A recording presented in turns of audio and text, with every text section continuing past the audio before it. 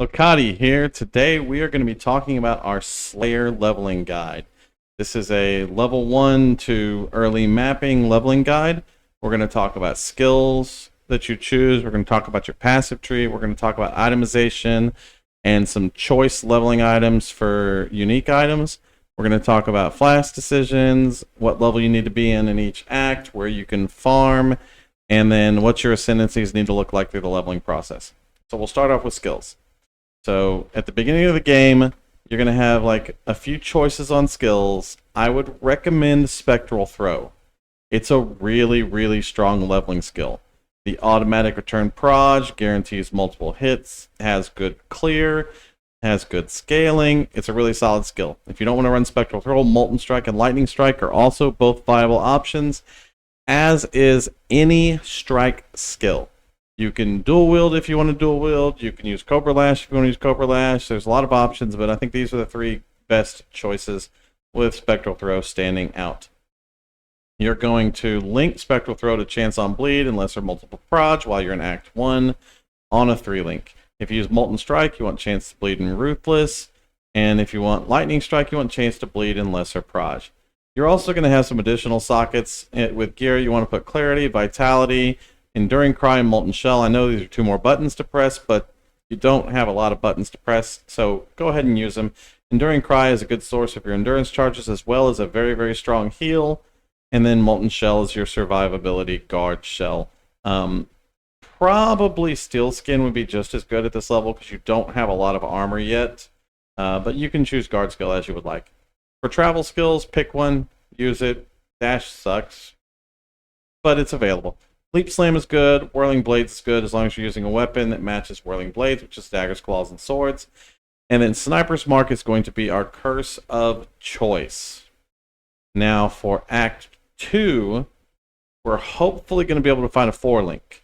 If we find a 4-link, our Spectral Throw is going to be linked to Lesser Multiple Proj, Fizz to Lightning, and Trinity.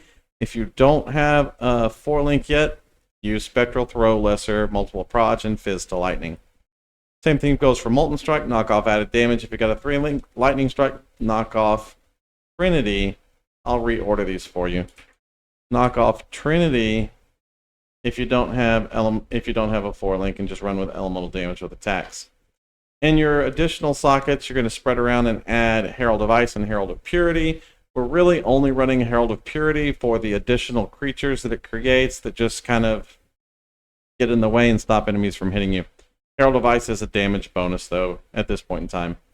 Travel skills, again, we're using Whirling Blades with faster attacks, so Leap Slam with faster attacks now, and a Frost Blink for some additional instant movement if you need to get around faster.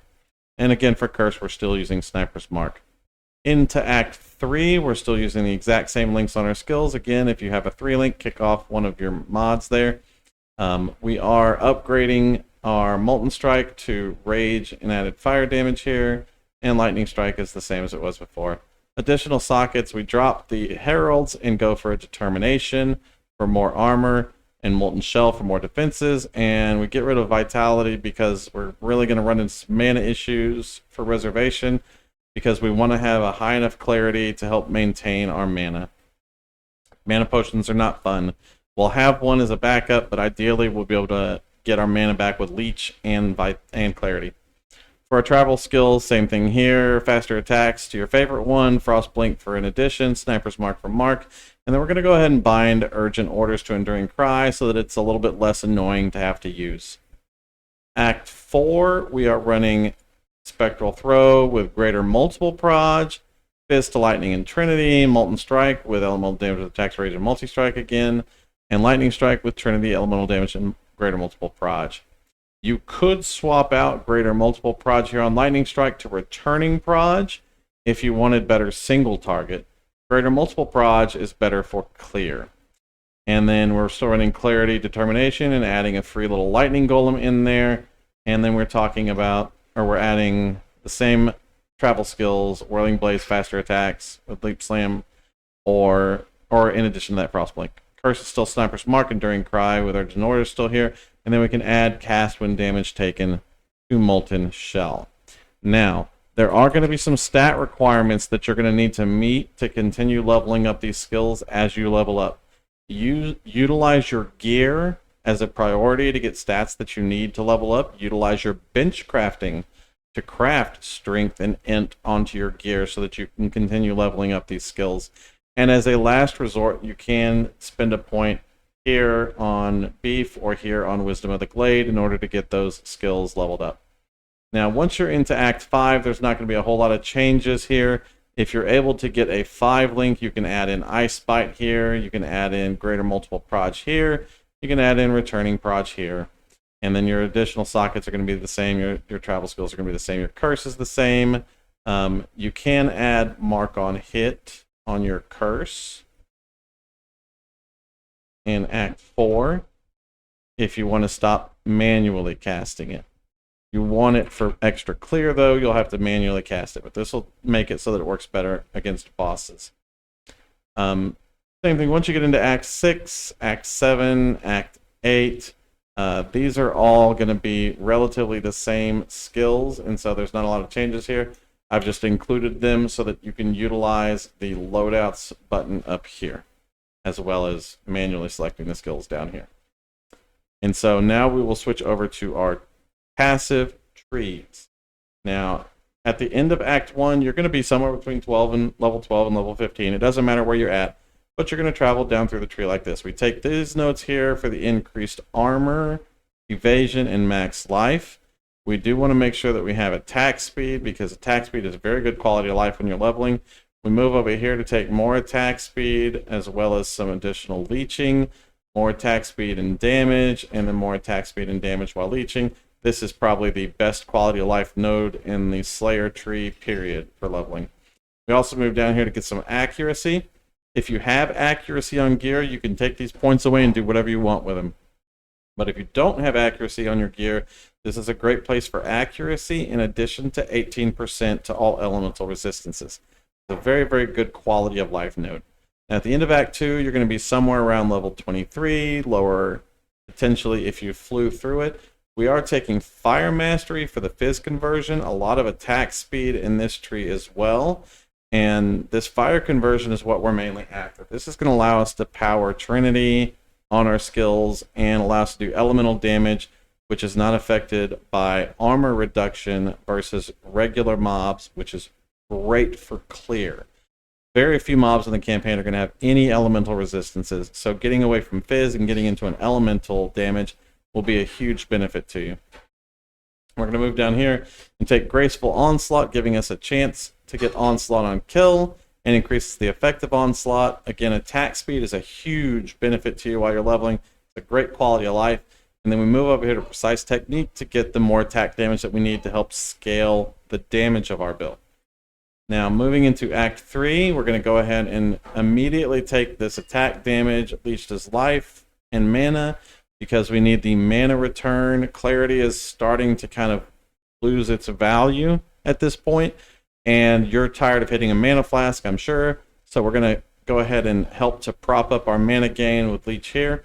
We're going to keep Graceful Assault here, keep Precise Technique here. We're not doing any respecking in our tree for the most part through the leveling process, because we want to save those points for the end of the game. And then we got this boring little trek across some dex notes here so that we can start getting very important block notes. Block is going to be one of our best defenses, and it's going to massively bolster our recovery with life gained and mana gained when you block. This is a huge, huge, huge node for leveling. Now, once you get down to Act 4, you're going to be around level 39, higher or lower, and we want to pick up Point Blank, and then we want to pick up Testudo with Shield Mastery. Again, 30 life when you block, huge block chance on our shield. This is going to allow us to cap our block chance through the leveling process with a very, very reasonable shield and give us a ton of life recovery. These nodes right here basically make it so nothing is going to kill you outside of bosses. You'll probably be able to just stand inside any size pack in the game all the way up through Act 10 without taking any damage at all or any risk to your life here. They're very, very good nodes. Use shields. I know you want to use a two-hander. Maybe it might speed up your damage a little bit. Don't. Use shields. Act 5, we're going to start picking up frenzy charges here and frenzy charge on kill, as well as increased damage per frenzy charge, increased damage per frenzy charge, and endurance charge here. And then more Ellie res because it's going to suck because we lose Ellie res. And we pick up some more evasion and armor per frenzy and endurance charge here. So a lot of offensive and defensive nodes mixed here surrounding our frenzy charges. And of course, we're going to have brutal fervor here. You could go masterful form, but I really feel like the overleech is better overall for you. This is going to make a huge difference in your survivability, but you could go masterful form too if you wanted to lean into more frenzy charges and more endurance charges. This will be the second node you take later on. Now, Act 6, we're going to move up the tree over here and pick up this leech node. This is going to help to bolster our leech with our mana leech. Again, skills are getting more expensive because they do increase in cost as you level, and then those increases in cost are multiplied by your links, and so you have more links and you have a higher base cost, and so it just costs more. This instant leech is going to be a nice benefit to us. I don't know how we lost those points there. This instant leech is going to be a nice benefit to us for making sure that we keep our mana topped off and our life topped off. So again, end of Act 6, we're going to be around level 50. We're going to rush to this node right here. Everything else is relatively the same. End of Act 7, we're going to continue up the tree, pick up some more life, pick up another frenzy charge. Nothing complicated here. End of Act 8, we're going to pick up some more life down here. And what else did we pick up?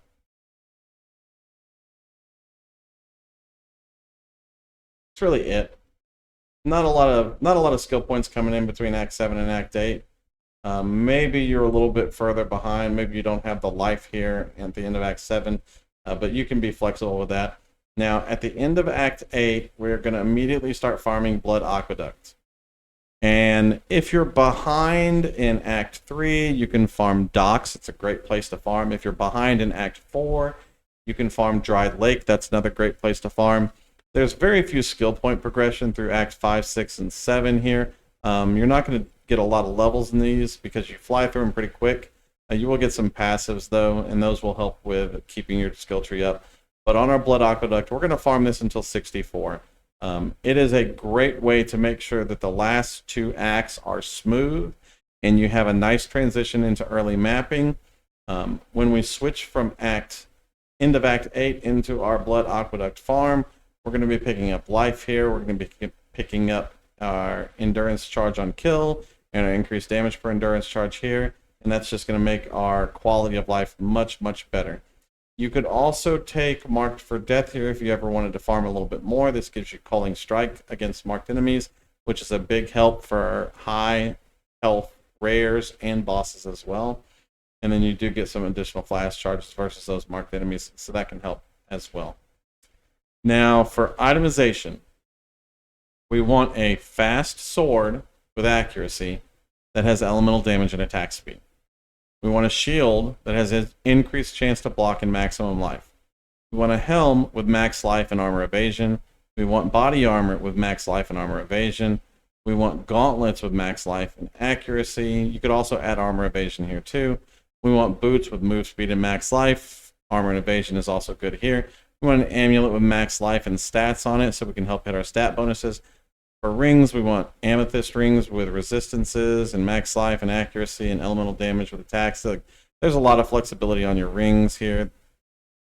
Then on our belt, we want max life and elemental damage with attack skills. Flask, we want a life flask, mana flask, silver flask, quicksilver flask, granite flask. If you don't need a mana flask anymore, then you can slot in anything else here. A sulfur flask for more damage, a jade flask for more defenses, whatever it is that you would like. Don't sleep on flasks. They're very important layers of both defense and offense that a lot of people kind of let go to the wayside. So don't sleep on your flasks here. Now, if it is not your first character, or if you've got a friend that's helping you out, or if you've got some way to get currency, these are some leveling uniques that can make a big difference. Gold Rim Cap is a great source of resistances. Wanderlust is a very, very early access to move speed, but you'll want to get better boots probably by Act 3 or 4. Blackheart Iron Ring is added chaos damage to attacks at level 1, added physical damage to attacks at level 1, and regeneration of life at level 1, and causing monsters to flee at level 1. This is the best starter ring for any melee build or any strike build. Rui Ward Jade Amulet is the best amulet for any projectile build. We've got strength and dex for our stat requirements. We've got accuracy, rating, and move speed for clear. And then we've got increased projectile damage and speed. Go ahead and anoint Divine Judgment on this if you have the oils or the currency for it. And that will be a great amulet for most of the leveling process. 1,000 Ribbons is probably the best starter robe. Although you could use a tabula, but I don't recommend a tabula. I don't think the extra link is that valuable. The extra 1 or 2 links that you're going to get over using 1,000 Ribbons. And 1,000 Ribbons is a huge amount of life, mana, resistances, energy shield, evasion, damage. Like, it's just a great starter robe. Loctaniel Caress gives us a huge amount of attack speed, but I think Ondar's Clasp is a little bit better because it does give us lightning damage to attacks and a much larger attack speed while we're full on life, which should be most of the time. Darkness Enthroned Stygian Vice is the best leveling unique in the game because you get to have nonsense like this. So if you've got a Darkness Enthroned with 87%, 95%, 100% increased effective Abyss Jewels, and you've got 2 of these jewels, that is up to 40 strength and intelligence, up to an average of 632 elemental damage per swing with your attacks, and up to 15-16% move speed if you killed recently. These jewels might be hard to come by. They could be a little bit pricey. You don't have to get this exact one. There's a lot of variations of this that you can do. But a Stygian Vice with some good low-level Abyss Jewels is phenomenal. For weapons, Redbeak is the best starter sword, followed by either Ewer's Mirage or Lakushu's Blade. I think Ewer's Mirage is better. Ormvox is also a really solid choice if you're having trouble hitting your LE resistances. And then once you do your Tier 9 Blood Aqueduct farm, buy a Rebuke of the Vol and use it for a very, very, very long time. It's a phenomenal blade. And then your flasks right down here. Now, as we said in your Ascendancies, you're going to be able to get your first Ascendancy around the end of Act 3. No, I think you need to be at the end of Act 4. Realistically. Yeah, you need to be at the end of Act 4 to get your first Ascendancy. I recommend Brutal Fervor. You could go Masterful Form, whatever it is you prefer. And then around the end of Act 7, you will have completed everything necessary to get your next one, and you're going to get the other one that you didn't get. Now, once you have completed everything, you're on your Blood Aqueduct farm. If you want to, you can go back and get Bane of Legends. And then in the end of the game, you're going to be getting Headsman. This is the Slayer trio. It is Masterful Form, Brutal Fervor, and Headsman. There's almost no reason to take any other set of these Ascendancy notes down here. Now, if you have any questions on the leveling guide, leave them down below. If you have any suggestions, let me know. This is just kind of a basic leveling guide for Slayer. I really feel like, in general, if you want to play a non-caster build, Slayer is the best Ascendancy.